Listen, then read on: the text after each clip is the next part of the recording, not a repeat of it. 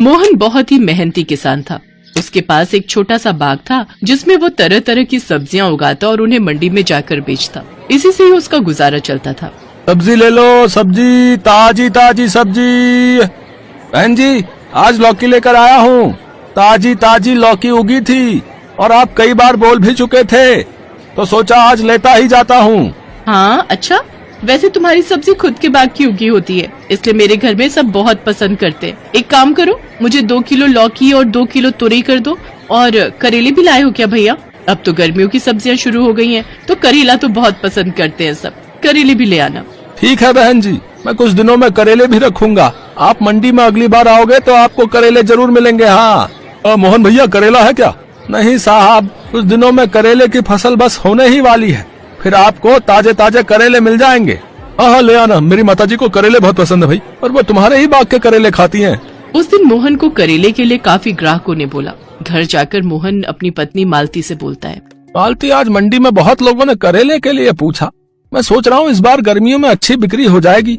Season की सब्जी है और अच्छे पैसे आ गए तो इस साल गुड़िया के लिए भी कोई अच्छा लड़का देखकर उसकी शादी कर देंगे। करेले काफी बढ़िया और ताजे उगाए हैं, बस इस बार तो हमारा करेला बहुत बढ़िया दामों में बिक जाएगा। बस तुम ठीक कह रहे हो जी, तुमने बहुत सही किया कि इस बार करेला उगा दिया। बस अब तो उन रुपयों से गुड़िया की शादी कर दे तो हमारी सारी चिंताएं दूर हो जाएंगी। अरे कोई घर पर है? मोहन, अरे ओ मोहन। नमस्ते महाजन जी, कैसे हैं? आइए आइए, मैं खुद आपसे मिलने आने वाला था। अरे मुझे सब पता है, तू कोई मुझसे मिलने नहीं आने वाला था, मुझे ही तेरे पास आना पड़ता है। बात सुन, अब मैं और कर्जा नहीं रोक सकता, तुझे मेरे सारे रुपए लौटाने होंगे। मुझे अपनी बेटी की शादी करनी है, उसमें मुझे रुपयों की जरूरत है। तू मेरे 20,000 रुपए वापस कर दे। पर महाजन जी, मैंने तो आपसे 3 महीने आगे की मोहलत मांगी थी। अभी तो कर्जा देने के लिए मेरे पास 3 महीने का समय बाकी है।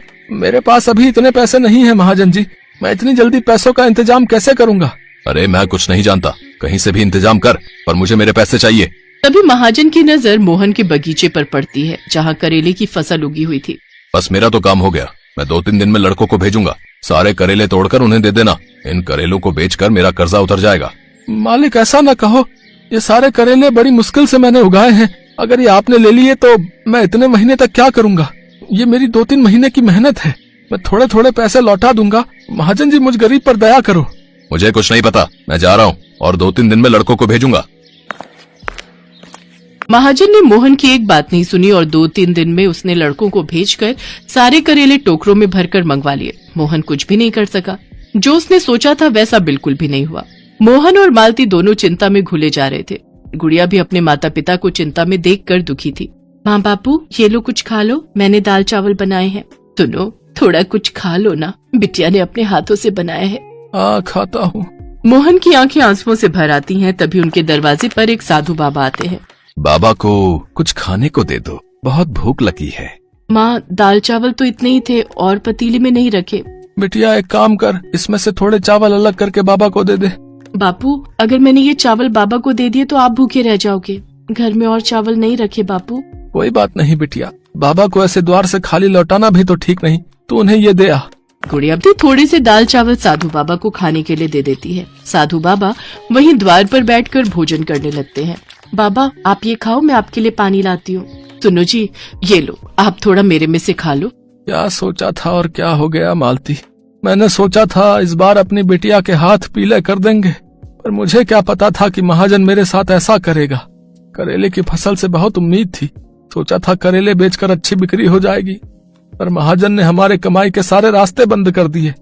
ग्राहक करेला मांग रहे थे, क्या करूंगा? अब तो फसल उगने में भी 2 से 3 महीने लग जाएंगे, कुछ समझ नहीं आ रहा।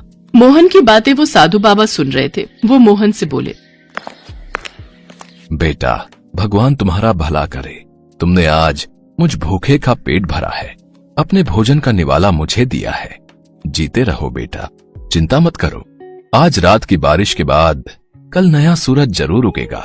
इतना कहकर साधु बाबा वहाँ से चले गए। उसी रात बहुत तेज आंधी तूफान और बारिश हुई, जिससे मोहन के पूरे बाग में पानी भर गया। पर अगली सुबह जब मोहन उठा तो उसने देखा तेज धूप निकल आई है और उसका बाग करेले की फसल से भरा हुआ है। पूरे बाग में करेले ही करेले भर गए हैं। मोहन को साधु बाबा की याद आती है। मालती, साधु बाबा के शब्द मुझे अब समझ में आ रहे हैं। उन्होंने कहा था कि रात की बारिश के बाद नया सूरज उगेगा। ये सब क्या है मालती? हमारा पूरा बाग करेले की फसल से भरा हुआ है।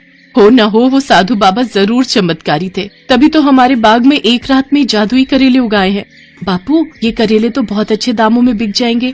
हाँ बिटिया, ये ताजे ताजे करेले बहुत बढ़िया दामों में बिकेंगे।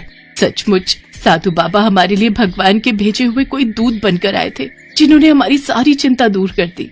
मोहन खुशी खुशी बाग में से सारे करेले तोड़ लेता है। उसके सारे करेले सब्जी मंडी में बढ़िया दामों में बिक जाते हैं। उस दिन मोहन को खूब मुनाफा होता है। कुछ समय बाद मोहन और मालती एक अच्छा लड़का देखकर धूमधाम से गुड़िया की शादी करते हैं। अब मोहन जब भी अपने बाग में कोई सब्जी उगाता तो उसे हमेशा अच्छा मुनाफा होता। धीरे धीरे मोहन और मालती की सारी गरीबी दूर हो गई। गुड़िया भी अपने ससुराल में खुश थी। मोहन और मालती के सारे दुख दूर हो गए थे।